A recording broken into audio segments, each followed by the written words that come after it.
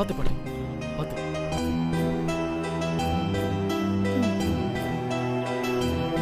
மெதுவா.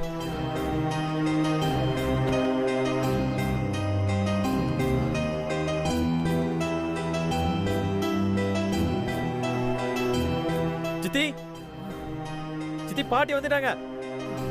உட்காருங்க பாட்டி. அம்மா பார்த்து.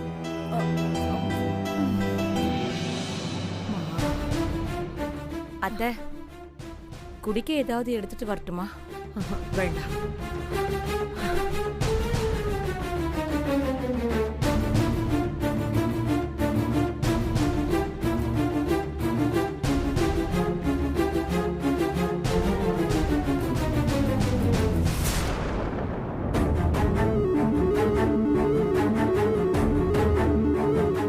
அம்மா, இப்ப என்னதான் முடிவு பண்ணிருக்கீங்க? இதுக்கு மேல என்ன பண்ண முடியும்? நடந்தது எனக்கு சுத்தமா பிடிக்கல. நடக்க கூடாத விஷயம் நடந்து போச்சு. ஆனா நான் என் புள்ள விக்ரம்காக மட்டும்தான் வாழ்ந்துட்டு இருக்கேன். அது அவனுக்கு மட்டும் இல்ல, எல்லாருக்கும் நல்லாவே தெரியும். அவன் கல்யாணத்துல ஏன் இவ்வளோ போராடிட்டு இருந்தேன்னு உங்க யாருக்குமே தெரியாது. சரி, இனிமே அதை பத்தி நான் பேச விரும்பல.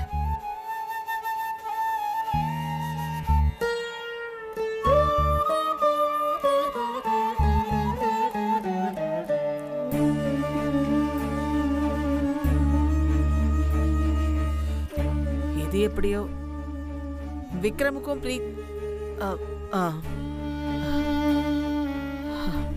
விக்ரமுக்கும் இந்த பொண்ணுக்கும் கல்யாணம் நடந்து போச்சு. சாமிக்கு முன்னாடி தாலியை கட்டி கூட்டிட்டு வந்துட்டான். இதுக்கு மேல அத பத்தி பேசுறதுனால எதுவுமே மாற போறதில்ல. அதுக்கு அதனால ஜாதகத்துக்கு ஏத்த பொண்ணு இல்லைங்கிற காரணத்தை சொல்லி ஸ்ரீஜாவை துரத்தின மாதிரி இவளை துரத்த முடியாது.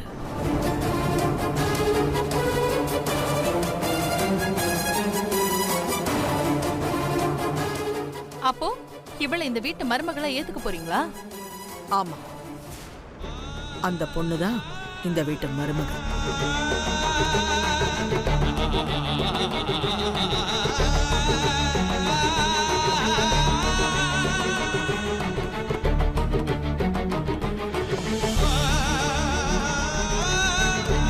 அது எப்படி அவளை மருமகளை ஏத்துக்க முடியும்? அவ பொண்ணு விக்ரம் ஜாதகத்துக்கு ஏத்த பொண்ணு கிடையாதே, வேற யாரோ ஒருத்தி தானே. என்ன பண்ண சொல்ற சந்திரிகா? அம்மா, நீங்க விக்ரம் ஜாதகத்துக்கு ஏத்த பொண்ணுதான் கல்யாணம் பண்ணி வைப்பேன்னு சொன்னீங்க. அதுக்காக மட்டும்தான் நான் பொறுமையா இருந்தேன். அதுக்கு நீங்க கிருபாவையே கல்யாணம் பண்ணி வச்சிருக்கலாம்ல.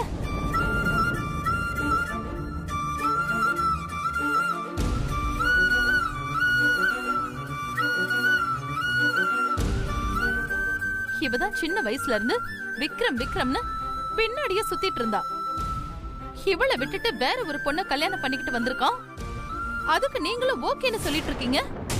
சந்திரிகா, தப்பி எது சரி எதுன்னு எனக்கு நல்லா தெரியும். விக்ரம் இந்த பொண்ணுதான் லவ் பண்ணியிருக்கான். உன் பொண்ணு கிருபாவை இவன் விரும்பல. அதே மாதிரி கல்யாணம் வேண்டான்னு சொல்லி பிரீத்தி ஓடி போனதுக்காகத்தான் கையை அறுத்துக்கிட்டு தற்கொலைக்கு முயற்சி பண்ணான்.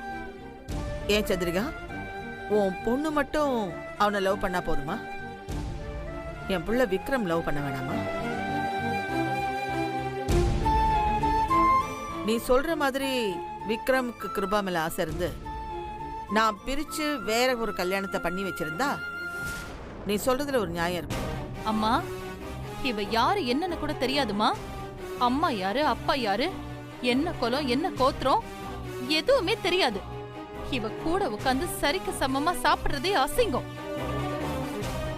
நீங்க மருமகன்னு சொல்றீங்க. ஆண்டி, உங்களுக்கு இவ்வளவுதான் மரியாதை. இதுக்கு மேல ஏதாவது பேசுனீங்க, நான் என்ன பண்ணுவேன்னு எனக்கு தெரியாது. விக்ரம், பேசாத. சந்திரிகா, நான் குலம் கோத்திரம்லாம் பார்க்க மாட்டேன்னு உனக்கு நல்லாவே தெரியும்னு நினைக்கிறேன். அப்படி இருந்தும் நீ ஏமா இப்படி பேசுற? மா, விக்ரம கிருபா எவ்வளவு லவ் பண்ணான்னு தெரியுமா? அதெல்லாம் முடிஞ்சு போச்சு சந்திரிகா. இனி ஒண்ணுமே பண்ண முடியாது. அத பத்தியே திரும்ப திரும்ப பேசி அந்த பொண்ணு மனச கலைச்சிடாத. அவளுக்கு வேற ஒரு நல்ல பையனா பார்த்து நானே கல்யாணம் பண்ணி கொடுக்குறேன். அம்மா, அது வந்து சந்திரிகா, பிரீத்தியும் விக்ரமும் ஒருத்தர் லவ் பண்ணியிருக்காங்க. இப்ப கல்யாணமும் பண்ணிக்கிட்டாங்க. இதுக்கு மேல எதுவுமே பேசாத. அப்படி பேசணும்னு நினைச்சேன்னா என் ரூம்ல வந்து தனியா பேசு, நான் பதில் சொல்றேன். எல்லாரும் இருக்கும்போது இப்படி பேசி இந்த குழந்தைங்க மனசு நோகடிக்காத. விக்ரம், உனக்கும் அவளுக்கும் நடந்த கல்யாணம் நடக்க கூடாத நாள்ல நடந்திருக்கு. நடக்க கூடாத நேரத்துல நடந்திருக்கு. அதுவும் அஷ்டமி அன்னைக்கு ராகு காலத்துல தாலி கட்டியிருக்க. அதை ஏத்துக்கிட்டு உங்க 2 பேர் குடும்ப வாழ்க்கையை நடத்த எனக்கு அனுமதி கொடுக்க மனசு வரல.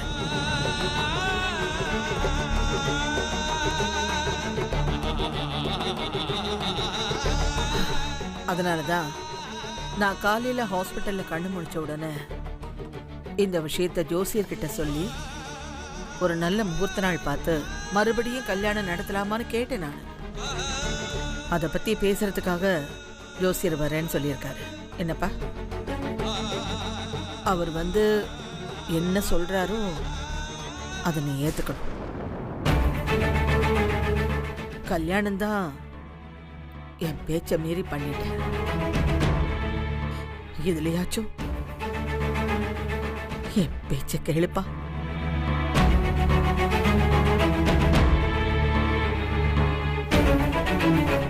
விக்ரம், ஏன்பா பதில் பேச மாட்டேங்கிற?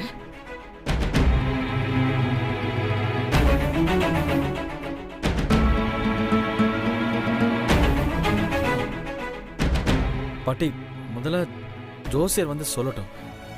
அவரு என்ன சொல்றாருன்னு பார்த்துட்டு அதுக்கப்புறம் நான் என் முடிவை சொல்றேன்.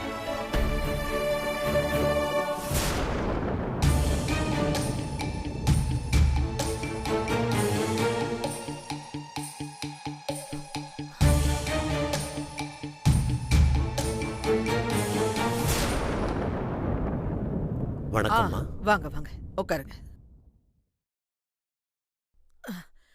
விக்ரம் ஜாதகத்தை பாத்தீங்களா? பாத்துட்டம்மா. விக்ரமுக்கு கல்யாணம் நடக்கும்னு கட்டம் சொல்லுது. அதனாலதான் எல்லா சக்தியையும் தாண்டி நடந்திருக்கு. நீங்க இல்ல, யார் தடுக்க நினைச்சாலும் அந்த கல்யாணம் ராகு காலத்துல நடந்துதான் இருக்கும்.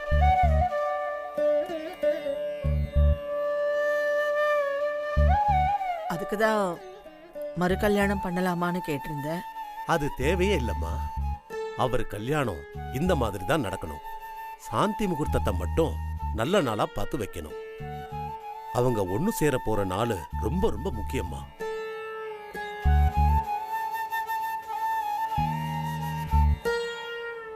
அம்மா, இப்பதான் தேய்பிறை தொடங்கியிருக்கு. அது வளர்ப்பிறையா மாற 15 நாள் ஆகும். அந்த வளர்ப்பிறையில முதல் 3 நாளும் சுபமுகூர்த்த நாள்.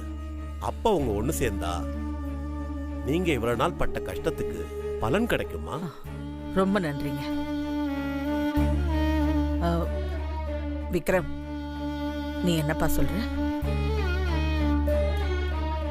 பாட்டி, எனக்கு பிரீத்தி பொண்டாட்டி ஆயிட்டா.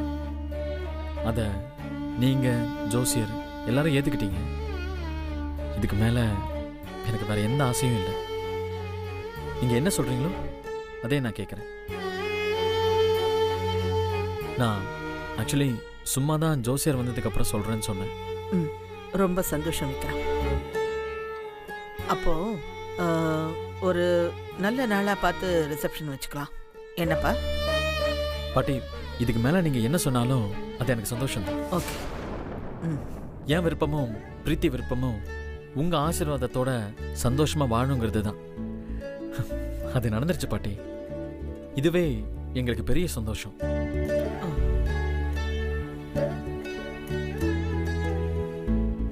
அப்ப நான் வரேங்கம்மா. சரிங்க.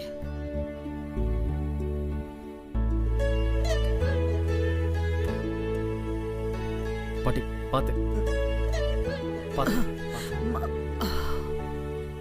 சந்திரிகா, தேவையில்லாம எதையும் பேசி இந்த குழந்தை மனசை கலைக்காத.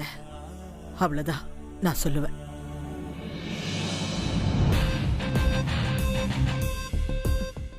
இருட்டு.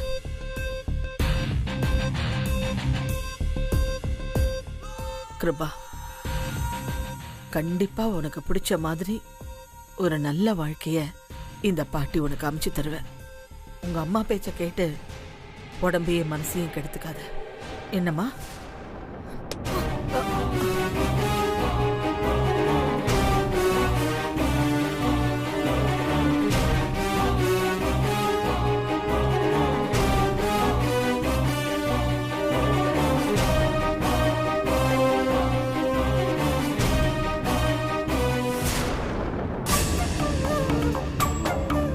விக்ரம், நீ ஏன் அப்படி சொன்ன? இல்ல சித்தி, பாட்டி தான் ஏதோ வந்து. ஐயோ, நான் சொல்றேன், என் கூட வா வா வா.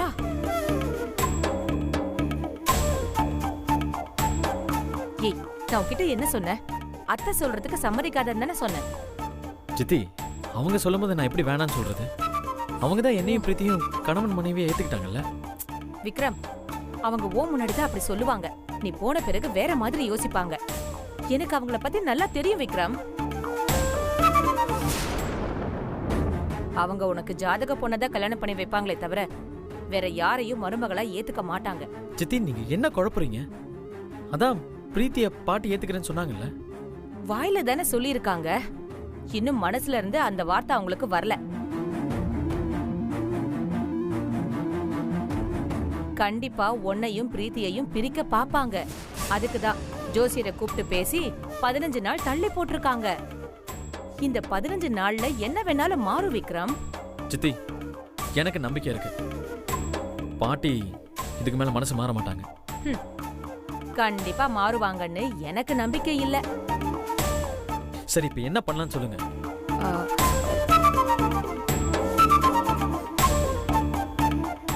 நீயும் பிரீத்தியும் ஹனிமூன் போறோம்னு சொல்லுங்க. அத போக கூடாதுன்னு சொல்லிட்டாங்க சித்தி. உங்க 2 பேரையும் சேரக்கூடாதுன்னு தான் சொல்லியிருக்காங்க. ஹனிமூன் போக கூடாதுன்னு சொல்லலையே. இங்க பார், உனக்கு தெரிஞ்ச ஃப்ரெண்டு சாய்நாத் ஆஸ்திரேலியால இருக்கான்னு சொல்லிருக்கல்ல, அவன் கிட்ட கல்யாணம் பண்றதுக்கு முன்னாடியே பேசிட்டேன். அவன் எங்களை இப்ப வர சொல்றான். நாங்க 2 பேரும் அங்க போயிட்டு வரோம்னு கேளுங்க.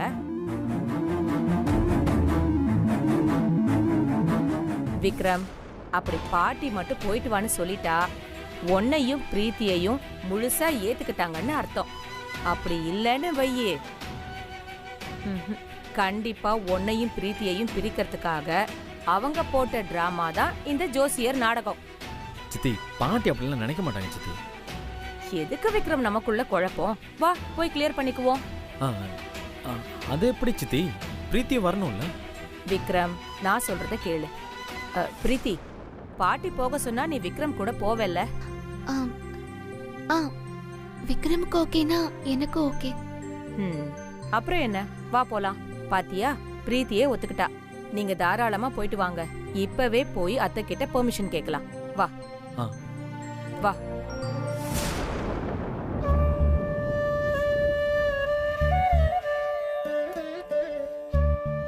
சண்முகம், அம்மா, எப்படியோ ஜோசியரை கூப்பிட்டு 15 நாள் தள்ளி போட்டாச்சு. விக்ரம் அதுக்கு மறுப்பு எதுவும் சொல்லாம ஒத்துக்கிட்டான். அம்மா, நீங்க நினைச்சபடியே எல்லாம் நடக்கும்மா, கவலைப்படாதீங்கம்மா.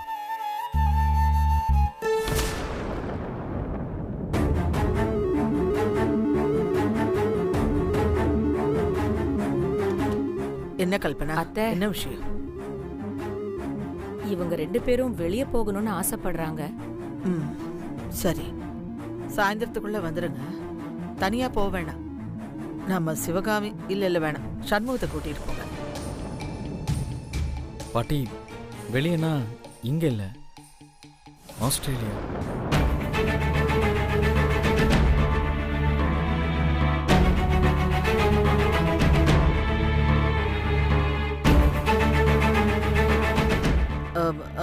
அங்க எதுக்குப்பா?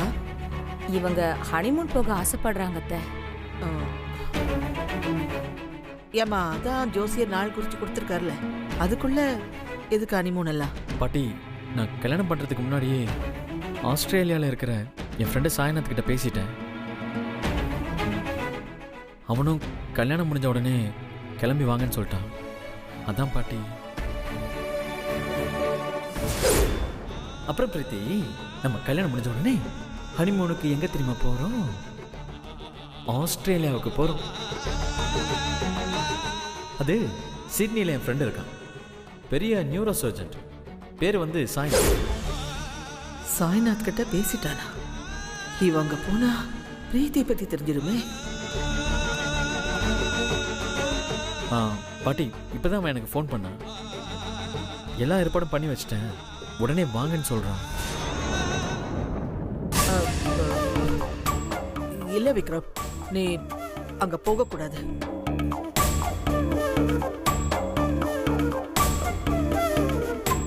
நீ எங்க வேணா போ, ஆனா இந்த சாந்தி முகூர்த்தம் முடியட்டும், அதுக்கப்புறம் எங்க வேணாலும் போ. ஏன் அத்தை இப்ப போனா என்ன? என்ன கல்பனா, அதுங்க தான் சின்ன சிறுசுங்க, விவரம் இல்லாம பேசுதுங்க. ஏன் உனக்கு தெரியாது? ஜோசியர் தான் நல்ல நாள் குறிச்சு கொடுத்துருக்காருல்ல, அதுக்கப்புறம் தான் போகணும். அதுக்குள்ள ஏதாவது ஒன்று ஆயிடுச்சுன்னா என்ன பண்றது? அத்தை நீங்க சொல்றதெல்லாம் சரிதான், ஆனா விக்ரம் அந்த மாதிரி எல்லாம் தப்பா நடந்துக்க மாட்டான். நீங்க இவங்கள நம்பி அனுப்பலாம் அத்தை. அதெல்லாம் வேணாம், 15 நாள் போகட்டும், அதுக்கப்புறம் அனுப்பி வைப்போம்.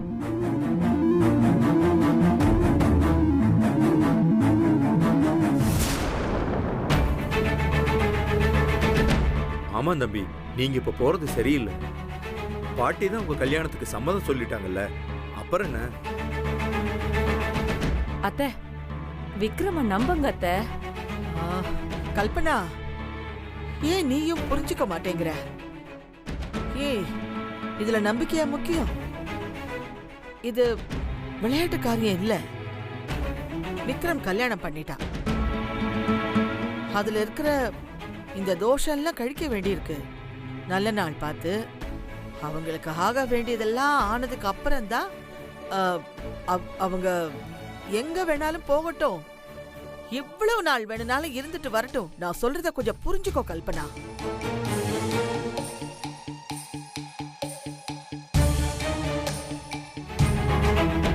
விக்ரம், நான் சொல்றத கொஞ்சம் கேளுப்பா, கொஞ்சம் பொறுமையா இரு, அப்புறமா போலாம். என்ன? சரிங்க பாட்டி.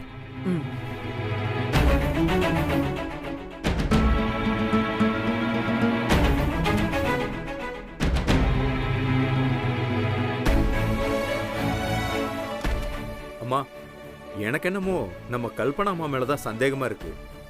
அவங்க தான் விக்ரம் தம்பி கிட்ட இதை எல்லாத்தையும் சொல்லி பிரீத்தியும் விக்ரம் தம்பியும் ஒன்னா சேர்த்து வைக்க முயற்சி பண்றாங்கன்னு நினைக்கிறேன். உண்மைதான் சண்முகம், கல்பனாவுக்கு பிரீத்தியை ரொம்ப பிடிச்சு போச்சு. அவதான் நம்ம வீட்டுக்கு மருமகளா வரணும்னு துடிச்சுக்கிட்டு இருந்தா. சந்திரிகாவுக்கு கிருபாதான் மருமகளா வரணும்னு ஆசை. ஆனா ஜாதகத்துக்கு ஏத்த பொண்ணுதான் மருமகளா வரணும்னு சொன்னேன். இப்ப எதுவுமே இல்லாம தேன்மொழி இந்த வீட்டுக்கு மருமகளா வந்துட்டா. இதுல பிரீத்தி படுத்த படுக்கையா இருக்கா. என்ன நடக்க போகுதுன்னு எனக்கு தெரியல. எல்லாம் குழப்பமாவே இருக்கு.